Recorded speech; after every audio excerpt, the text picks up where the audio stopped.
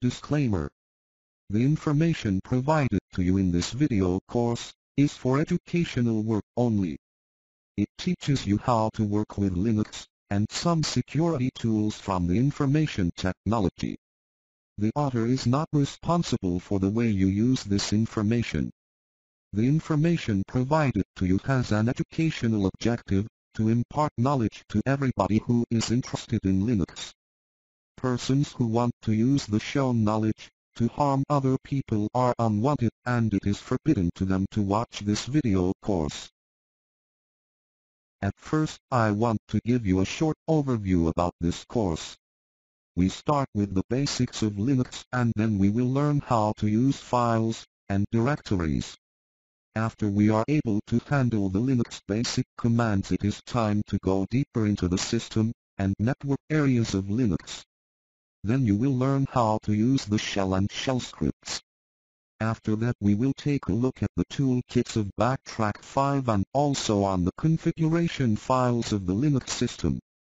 Last of all, we will take a look at daemons and how they work. I hope you will enjoy this video course and learn something useful. Welcome to part 5 of this video course. In this part, I will give you a short overview about the Backtrack 5 toolkits. Because it is a very huge collection of so many useful tools, I can give you only an overview. If you want to know more, you are able to work it out by yourself. If you watch all parts of this video course, I am very confident that you will make it good. But now let's get it on. At the beginning, we need to say thank you to the developers of Linux, to the Linux community, and also to the developers of Backtrack 5, who have done a great job by assembling such a great and powerful distribution. Thank you. On Backtrack 5 you can access some tools over the GNOME desktop. Just click on the Applications menu on your desktop panel, then choose the menu entry, Backtrack, and you will see a huge number of other menu entries. You have entries to information gathering, vulnerability assessment, exploitation, then also to privilege escalation, maintaining access.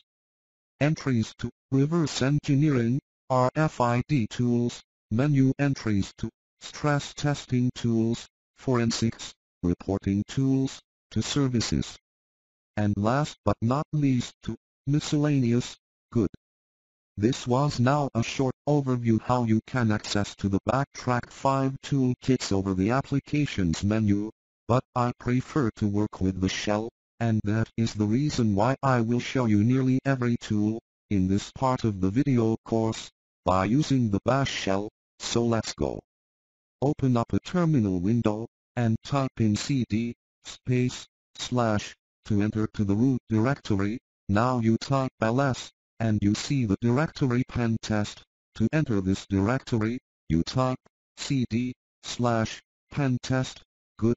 Now clear the screen with the clear command, and type one more time ls to list up all items that the pentest directory contains.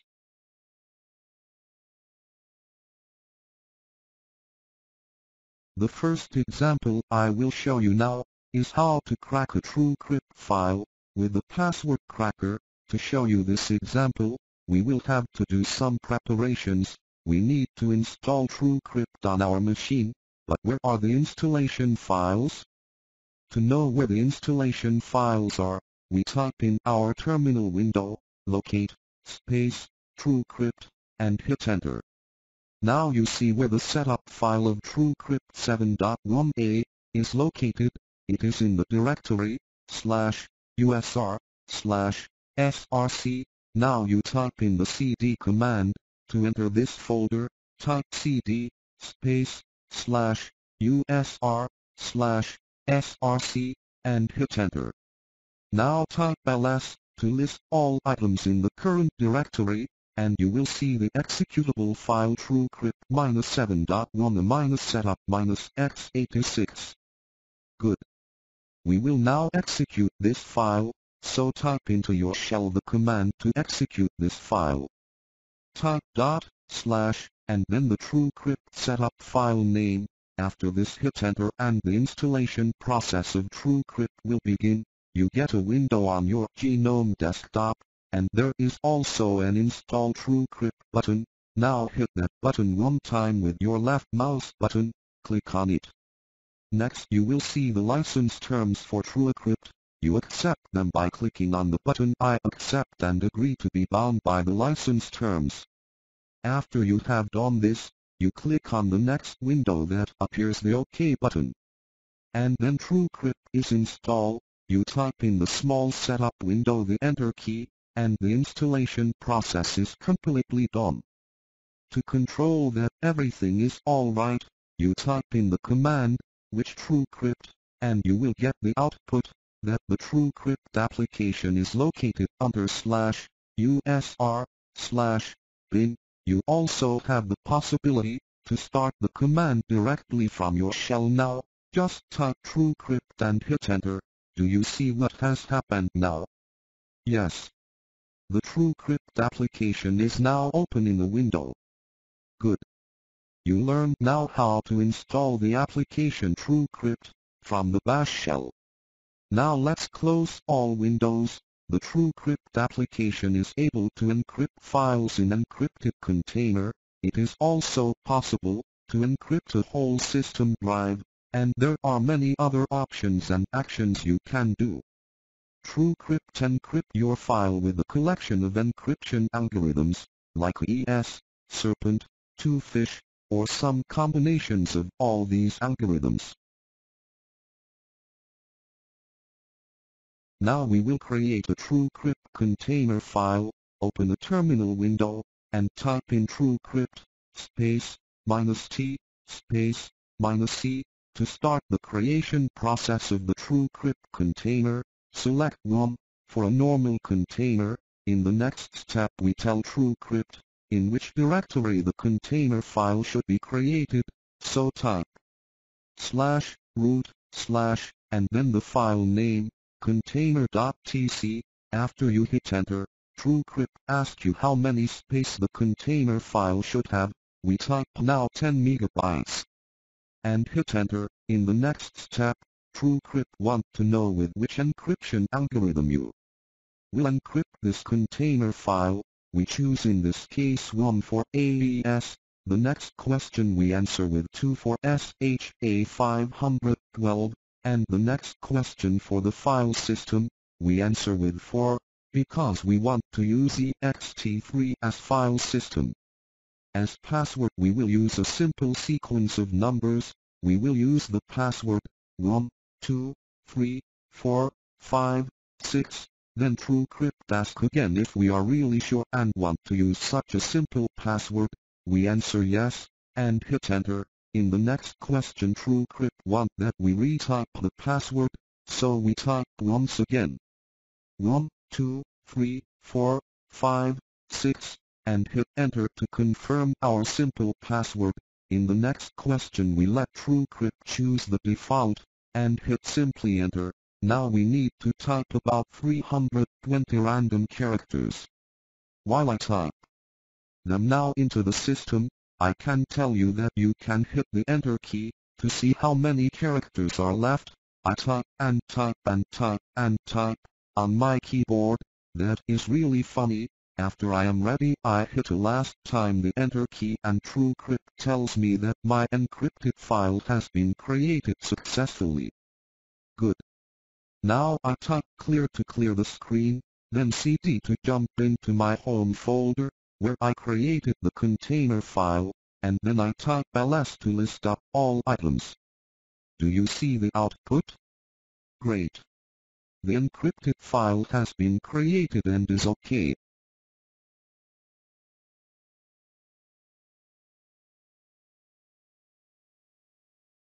To see what is inside this TrueCrypt container, we open a terminal window and type ls, and then the container name. After we hit enter you see some cryptic information.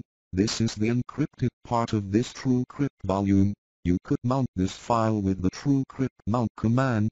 So let's quit from the last command, type colon, and then the letter Q, and hit enter. Now we type ls again to list all items in our current directory. Now we need to create a mount point. A mount point is for example a directory, so let's go, type in make directory, space, mount folder, that will be the name of our mount point, type next ls, space, mount folder, to see that the folder is empty. With the next command we mount our TrueCrypt volume to that mount point, so type TrueCrypt, space, container, dot, tc, space, /root, /mount folder, and hit enter. Now we have mounted our volume file, container.tc, to that folder.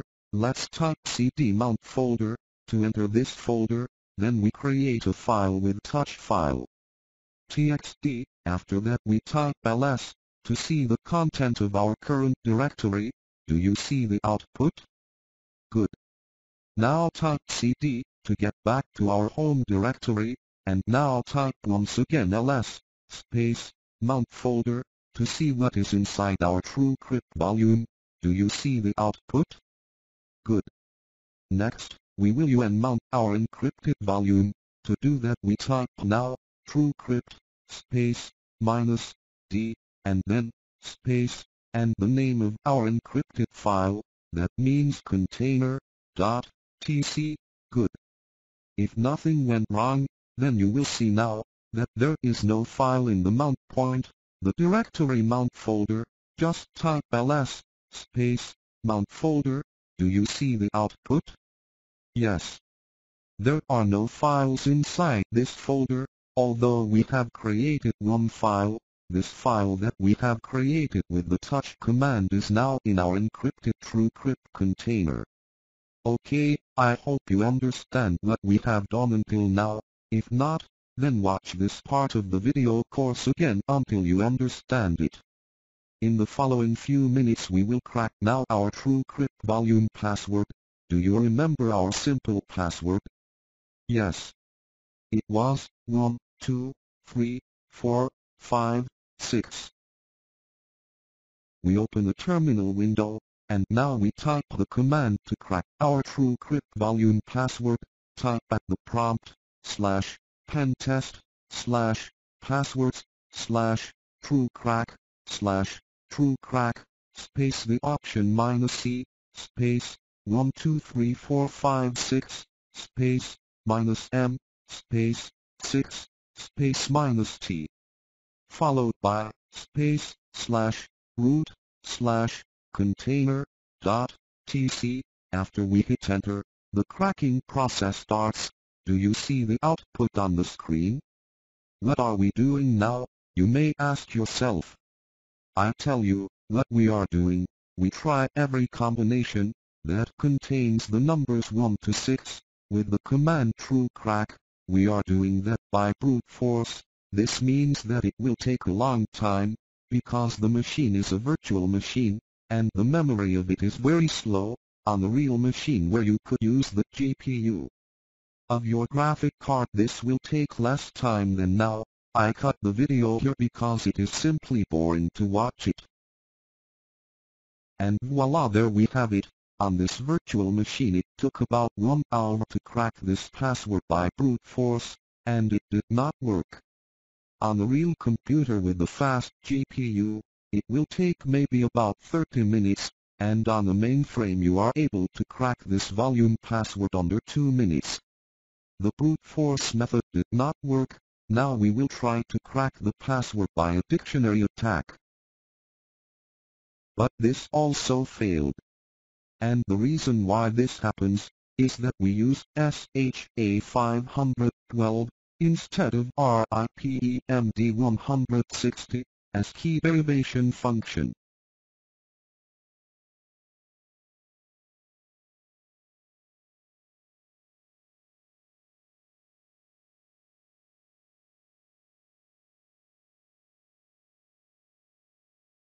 I create now a second encrypted volume, which is exactly like the first one I created.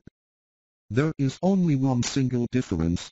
The hash algorithm is not SH512, but instead it is the standard algorithm of TrueCrypt, the RIPEMD160 algorithm, that we will use for the key derivation function.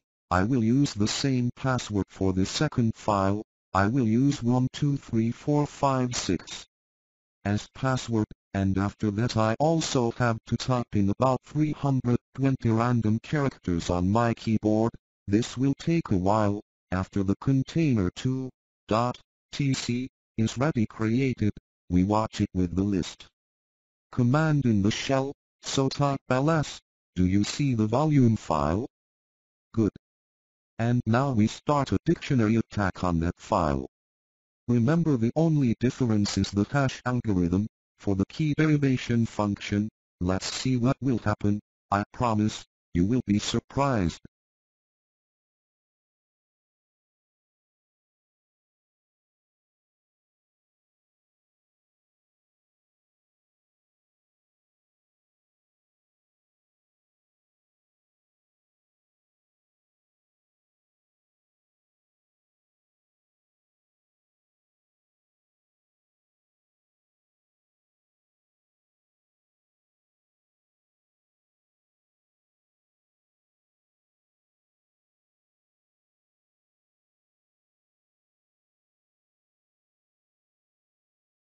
Wow! That's unbelievable! Did you ever expect something like that? You see now that security and encryption will not help you in every case. In the one case I run a brute force and a dictionary attack, and both failed, and in this case I get the password in a few seconds. Think about it. I hope you have learned now something about encryption.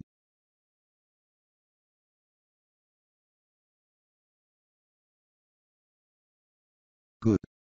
And now we turn back to our toolkit topic. For this I have another Linux machine running. It runs on OpenSUSE 11.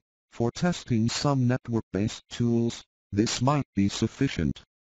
Let's open the terminals window on our Backtrack 5 machine, and type ping, space, -c, space, 3, space, followed by the IP address of the foreign host. This tells us if the host is up or down. We will ping the other Linux machine 3 times, with the option, -C3. Look at the output on the screen. Do you see it? The other Linux system is reachable. Now I will show you the nmap command. Just type into the terminal, nmap, space, and then the IP address of the host which we will scan. Nmap is a port scanner. It tells you which remote ports are opened in the firewall configuration. In our case now, the FTP port 21 and the Secure Shell port 22 are opened. Nmap is a very powerful port scanner. It has many options. Just type nmap and hit enter. To see all options you can use, you could do stealth scans and also fingerprint scans of operating systems on the remote site. With nmap, you could find out what ports are open on the remote host, but I will not show any examples. You can work it out by yourself how nmap can be used professionally. Good.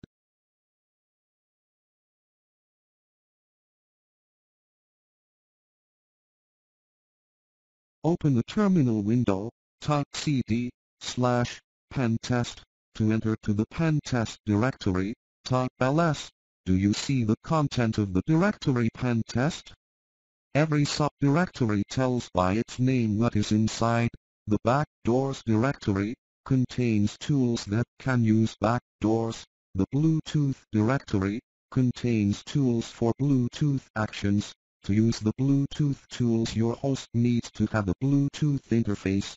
The next directory is the Cisco directory. Just type at the prompt, tree, space, -d, space, Cisco to see its content. With these tools you are able to prove the security configurations of some Cisco network devices. Now let's clear the screen and type ls once again. The database directory contains tools to handle SQL and other database topics. Just work it out by yourself, and navigate through all subdirectories. I promise you that it will be exciting. In every subdirectory you discover new tools, and with every new tool you learn more and more. But I want also to warn you of some tools. Do not try them all immediately on a host that is connected to the internet. If you discover a new tool and do not know how to use it, try it first on a host, or a local area network, that has no connection to the internet. And later, after you find out how it works, and know all options of this new tool, you should try to work with it on a machine that is in the wild. This is just a piece of advice. You could pay attention to it, or perhaps it do not interest you. I tell you this just by the way.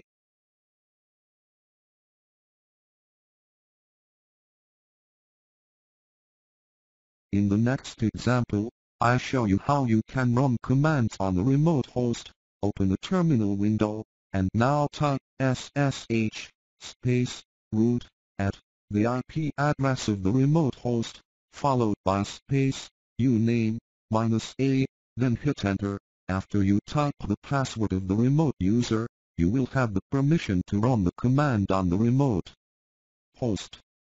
Type only SSH username at IP address, and hit enter. After you confirm the user password of the remote machine, you enter to the prompt of this other machine, type YAST, to see one of the powerful configuration tools of OpenSUSE Linux 11. Take a look on the configuration options of YAST. To do that, press pause on this video to have a short break. Then you could play around in the YAST tool of OpenSUSE. Oh no, I forget that you maybe do not have such a configuration. I now just hit Alt+Q to end the YAST configuration tool, but I show you now a tool that is nearly on every Linux machine installed. Type on the prompt MC, and hit enter. This opens the Midnight Commander. The Midnight Commander is a graphical explorer for the Linux terminal system. To exit now, type exit and quit. If exit does not work, then hit F10. In the next step we disconnect from the remote host by typing logout. Do you see the output? Yes, we are back on our local host, our Backtrack 5 machine. Great stuff.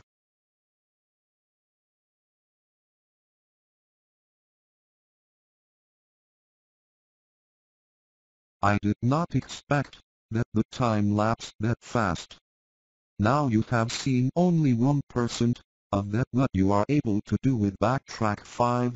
I gave you an overview where you could begin with your homework. I hope that this was useful, although I could not show you more examples.